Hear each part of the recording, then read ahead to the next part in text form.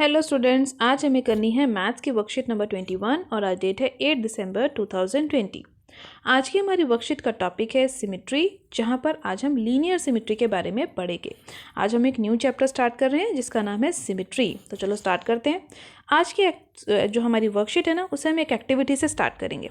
हमें क्या करना है, हमें एक पेपर पे ये सारी शेप्स ड्रॉ करनी है। सर्कल है, फिर ये ट्रायंगल है, फिर ये बटरफ्लाई की जैसी शेप है, फिर ये अलग सी शेप है, फिर एक स्माइली है, फिर एक हार्ट है।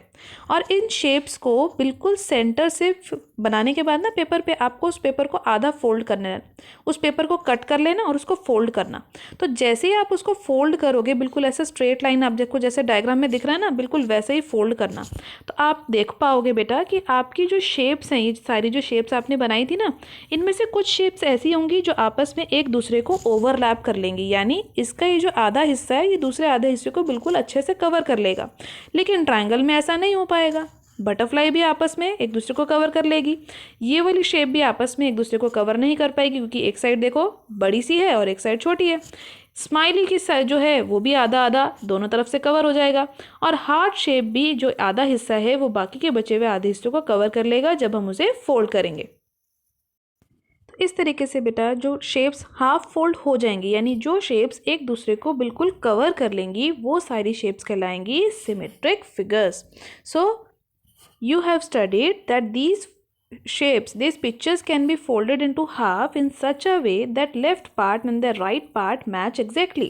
यानी अगर जब फोल्ड करने पे लेफ्ट पार्ट और राइट पार्ट बिल्कुल एक दूसरे को कवर कर लेगा, तभी वो शेप कहलाएगी सिमेट्रिकल फिगर। और जिस लाइन के अलोंग आपने इसको फोल्ड किया था, ये लाइन आपकी कहलाएगी लाइन ऑफ सिमेट्री।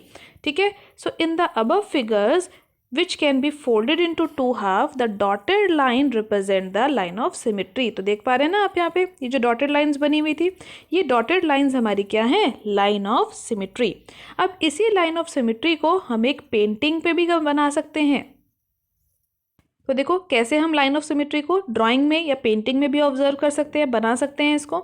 हमें क्या करना है, हमें एक इस तरीके की शीट लेनी है पेपर की, और इस पेपर की शीट के ऊपर एक तरफ हमें कुछ कलर की डॉट्स या फिर इंक की डॉट्स रख देनी है। ठीक है, डॉट्स बना देनी है और पेपर को सेंटर से फोल्ड कर देना है।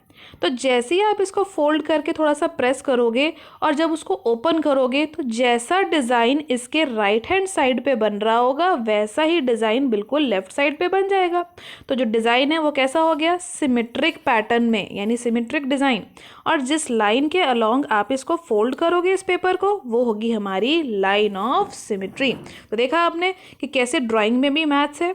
अब आगे देखो, exploring line of symmetry in the English alphabet. हमारे इंग्लिश अल्फ़ाबेट में भी हमारी लाइन ऑफ सिमेट्री है। जैसे देखो ए अल्फ़ाबेट लिखा, ए अल्फ़ाबेट को अगर इस तरीके से एक स्ट्रेट लाइन से यहाँ से हाफ कर दें, तो बिल्कुल इक्वल पार्ट्स में, यानी दोनों तरफ जो पार्ट्स हैं इसके वो इक्वली बट गया ना। इसी तरीके से एच अल्फ़ाबेट देखो, अगर इसको सेंटर से आधा कर दें तो ऊपर और नीचे इक्वल पार्ट है। और अगर इसको यहाँ से सीधी खड़ी हुई लाइन अगर इसको सेंटर से हाफ कर दे, यानी वर्टिकल लाइन से इसको हाफ कर दे, तो भी ये बिल्कुल सीधा बट गया। तो ए अल्फ़ाबेट के लिए हमारे पास वन लाइन ऑफ सिमेट्री है, और हमारे एच अल्फ़ाबेट के लिए हमारे पास two line of symmetry available हैं। तो अब आपको एक काम करना है बेटा, आपके नाम में जितने अल्फ़ाबेट्स आते हैं, यानी अगर आपका नाम है राम, RAM, तो इस RAM के जो अल्फ़ाबेट्स हैं वो क्या क्या है, एक है R, एक है A और एक है M। तो इन तीनों जो आपके लेटर्स हैं, नेम के लेटर्स हैं, इनकी number of line of symmetry आप मुझे कमेंट सेक्शन में बताना कि आपके नाम के हर लेटर की जो लाइन ऑफ सिमेट्री हैं वो कितनी है। जैसे देखो ए में कितनी आई थी 1, एच में कितनी आई थी 2। इसी तरीके से आपको बताना है आर में कितनी होंगी, ए में कितनी होंगी, एम में कितनी होंगी, अपने नाम के लिए आप कमेंट सेक्शन में मुझे बताना। अब इसके बाद यहाँ पर हमें एक टेबल दिया गया आगे की वर्कशीट में, that is the line of symmetry for regular polygons. तो सबसे पहले हमें ये समझना है कि रेगुलर पॉलीगन किसको बोलते हैं। तो देखो रेगुलर पॉलीगन कौन से पॉलीगन होते हैं, जिसकी सारी साइड और सारे एंगल्स इक्वल होते हैं। तो ऐसी शेप्स, ऐसी क्लोज्ड शेप जो लाइन सेगमेंट से बनी हो और जिसकी सारी साइड और सारे एंगल भी इक्वल होंगे, वो होगा हमारा रेगुलर पॉलीगन। और उसके बाद हमें देखना है ये special note the line of symmetry can be horizontal and vertical. Line of symmetry horizontal भी हो सकती है और वर्टिकल भी। हॉरिजॉन्टल का मतलब ऐसे लेटी हुई लाइन, और वर्टिकल का मतलब ऐसे सीधी खड़ी हुई लाइन। इस तरीके से हम बना सकते हैं और इस तरीके से भी हम लाइन ऑफ सिमिट्री को ड्रॉ कर सकते हैं। सेकेंड इंपॉर्टेंट नोट है, each regular polygon has as many as line of symmetry as the number of side. तो जितनी साइड्स होंगी रेगुलर पॉलीगन में उतनी ही उसकी लाइन ऑफ सिमिट्री होंगी। अब इन्हीं दोनों बातों का ध्यान रखते हुए हमें इस टेबल को कंप्लीट करना है जो आप स्क्रीन पे देख पा रहे हैं। तो चलो स्टार्ट करते हैं। पहली शेप है हमारी स्केल एंड ट्राइंगल की। इसके लिए हमें लिखनी है number of line of symmetry. तो याद करो, स्केल एंड ट्राइंगल कौन सा होता है? जिसकी तीनों साइडें अलग अलग होती हैं, आपस में बराबर नहीं होती। जैसे अगर ये 3 सेंटीमीटर है, ये 2 सेंटीमीटर है, तो ये होगी 4 सेंटीमीटर। तो इसको मैं किसी भी साइड से फोल्ड करूं, ठीक है, तो यहाँ से कभी भी ये इक्वल पार्ट में डिवाइड नहीं होगा। तो इसीलिए स्केल एंड ट्राइंगल के लिए हमारी कितनी लाइन ऑफ सिमिट्री होती है? नो लाइन ऑफ सिमिट्री, या फिर हम जिसको बोल सकते हैं जीरो लाइन ऑफ सिमिट्री, ठीक है। और उसके बाद है आइसोसेलेस ट्राइंगल। आइसोसेलेस ट्राइंगल कौन सा होता है? जिसकी 2 साइड्स इक्वल है, यानी इसकी ये साइड और ये साइड इक्वल है। तो अगर मैं इसको यहाँ से सेंटर से, इसके ये इस वाले सेंटर से इसको फोल्ड करूँ तो इसका ये वाला हिस्सा, जो दूसरा बचा हुआ हिस्सा है ना, इस वाले हिस्से के ऊपर बिल्कुल कवर कर देगा। तो इसकी कितनी लाइन ऑफ सिमिट्री आ गई? 1 लाइन ऑफ सिमिट्री। अगली शेप है regular pentagon.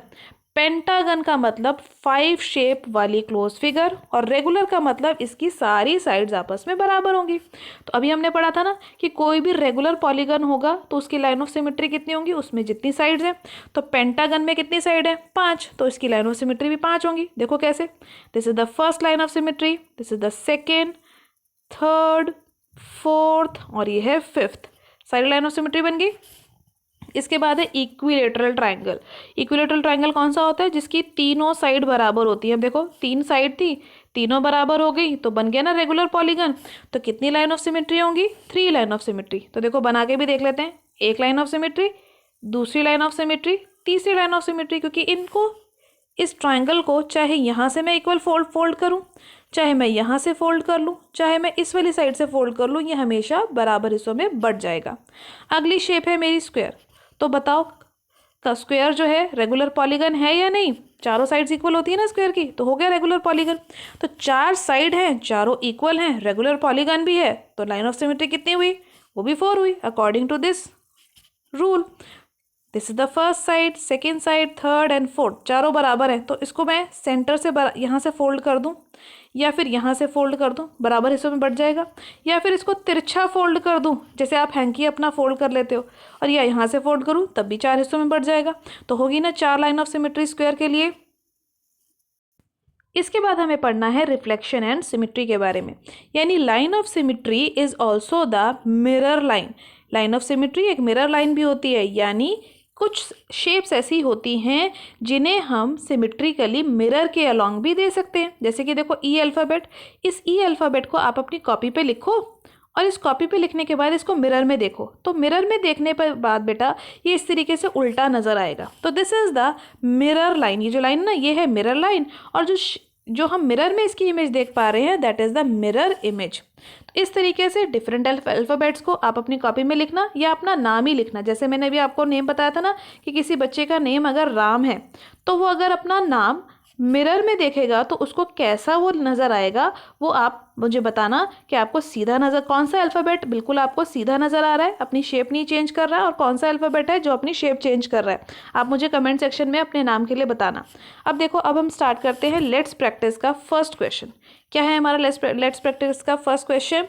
Which alphabet among the following will be same after the reflection symmetry. यानी मिरर में देखने के बाद कौन सा ऐसा अल्फ़ाबेट है जो बिल्कुल सेम रहेगा। तो देखो आर को अगर मैं इस तरीके से मिरर में देखूंगी तो ये इस तरीके से उल्टा नज़र आएगा, ठीक है। अब सी को भी जब मैं मिरर में देखूंगी, आप देखना ज़रूर अपनी कॉपी पे लिख के, मैं तो आपको यहाँ पे दिखा रही हूँ, आप इसको देखना। सी देखेंगे तो वैसा नज़र आएगा। उसके बाद है एन। जब आप एन को मिरर में देखेंगे ना तो वो इस तरीके से नज़र आएगा उल्टा। और जब आप ए को मिरर में देखेंगे तो वो बिल्कुल ए ही रहेगा, उसकी शेप चेंज नहीं होगी। टी को देखेंगे तो टी की भी शेप चेंज नहीं होगी। तो इन सारे अल्फ़ाबेट्स में से सिर्फ एक ए है और एक टी है जो मिरर में देखने पर अपनी शेप को चेंज नहीं करेगा। ये सारी शेप्स आप अपनी कॉपी में बना भी सकते हैं और अपनी कॉपी में लिखकर उसको मिरर में भी ज़रूर देखेंगे। इसके बाद देखो सेकंड क्वेश्चन क्या है। सेकंड क्वेश्चन में बोला हुआ है draw a figure which has infinite number of line of symmetry. Infinite का मतलब जिसको काउंट ही नहीं किया जा सकता, बहुत सारी, अनगिनत। क्या ऐसी कोई शेप है? यस। सेकंड क्वेश्चन के आंसर के लिए कौन सी शेप हमारे पास अवेलेबल है? हमारे पास है सर्कल। तो देखो एक सर्कल अगर इस तरीके से बनाए, जैसे आपको मम्मी रोटी दे दी खाने के लिए, आप उसको कहीं से भी फोल्ड कर दो आधा, वो बिल्कुल आधी ही फोल्ड होती है, कहीं से भी। यहाँ से अगर मैं एक लाइन ड्रॉ करूँ, अगर मैं सिमेट्री यहाँ से करूँ, अगर मैं यहाँ से करूँ, तो यानी एक सर्कल के लिए कितनी लाइन ऑफ सिमेट्री है? Infinite lines of symmetry. Clear हुआ कि कौन सी शेप है ऐसी? हमारी शेप जो है सर्कल, उसकी है इनफाइनाइट लाइन ऑफ सिमेट्री। इसके बाद थर्ड क्वेश्चन देखते हैं। How many lines of symmetry do the following have. जो डिफरेंट 3 शेप्स मुझे यहाँ बोली गई हैं, इन शेप्स के लिए मुझे लाइन ऑफ सिमेट्री बतानी है। तो फर्स्ट शेप देखो कौन सी है। फर्स्ट शेप है हमारी पैरेललोग्राम। तो पैरेललोग्राम ड्रॉ कर लो, इस तरीके से होता है ना पैरेललोग्राम। क्या पैरेललोग्राम को यहाँ से फोल्ड करूँ, यानी एक वर्टिकल लाइन के अलोंग फोल्ड करूं, या फिर एक हॉरिजॉन्टल लाइन के अलोंग फोल्ड करूं? ये कभी भी इक्वल पार्ट में डिवाइड नहीं होगा, यानी आपस में जब एक दूसरे को पूरा का पूरा कवर नहीं करेगा, कुछ ना कुछ हिस्सा इसका बच जाएगा। तो यानी पैरेललोग्राम में कितनी लाइन ऑफ सिमेट्री हुई? इसमें आई हमारी 0 लाइन ऑफ सिमेट्री, यानी कोई लाइन ऑफ सिमेट्री नहीं है पैरेललोग्राम में। ठीक है। अब इसके बाद है नेक्स्ट शेप हमारी रेगुलर हेक्सागन। हेक्सागन का मतलब होता है 6 साइडेड क्लोज फिगर, 6 साइड वाली क्लोज फिगर। तो चलो बना लेते हैं 6 साइड की क्लोज फिगर। ये है हमारा हेक्सागन। अब हेक्सागन में 6 साइड हैं, तो कितनी लाइन ऑफ सिमेट्री होंगी? यहाँ पर होंगी 6 लाइन ऑफ सिमेट्री। आप इसको बना के भी देख सकते हो। देखो एक सेंटर से यहाँ से बनाओगे, पहली लाइन ऑफ सिमेट्री, यहाँ से बनेगी दूसरी लाइन ऑफ सिमेट्री, यहाँ से बनेगी तीसरी लाइन ऑफ सिमेट्री, फिर बनेगी यहाँ से चौथी लाइन ऑफ सिमेट्री, फिर यहाँ से बनेगी 5वीं। इसी तरीके से 6 की 6 लाइन ऑफ सिमेट्री आप बना सकते हैं।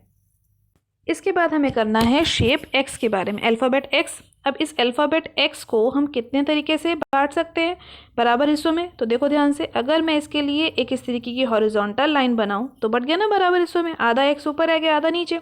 और इसी तरीके से अगर यहाँ सेंटर से एक स्टैंडिंग लाइन यानी एक वर्टिकल लाइन में बनाऊं तब भी ये बराबर हिस्सों में बट गया, हॉरिजॉन्टल लाइन से भी बराबर हिस्सों में बट गया। तो कितनी लाइन ऑफ सिमेट्री है इसकी? यहाँ पे 2 लाइन ऑफ सिमेट्री हमारे को मिल गई एक्स के लिए। तो लिखेंगे 2 लाइन ऑफ सिमेट्री। सारी लाइन सब शेप्स की हमें पता चल गई लाइन ऑफ सिमेट्री। तो आज की वर्कशीट यहीं फिनिश होती है बेटा। आज की वर्कशीट में हमने सीखा लीनियर सिमेट्री यानी लाइन सिमेट्री के बारे में, जब हम शेप्स को एक लाइन के थ्रू इक्वल पार्ट्स में डिवाइड कर पा रहे हैं, फोल्ड कर पा रहे हैं, तो वो है हमारी लाइन ऑफ सिमेट्री। तो आज की वर्कशीट के सभी क्वेश्चंस की प्रैक्टिस कीजिए। एनसीईआरटी में इससे रिलेटेड जो भी और क्वेश्चन उसकी प्रैक्टिस जरूर कीजिएगा। आज की वर्कशीट की वीडियो अच्छी लगी हो तो अपने फ्रेंड्स के साथ लाइक और शेयर करना मत भूलिएगा। मेरे चैनल पर पहली बार आए हैं तो चैनल को सब्सक्राइब कर लीजिए ताकि आपको अगले आने वाली वीडियोज़ की नोटिफिकेशन टाइम से मिल सके। Thank you for watching students.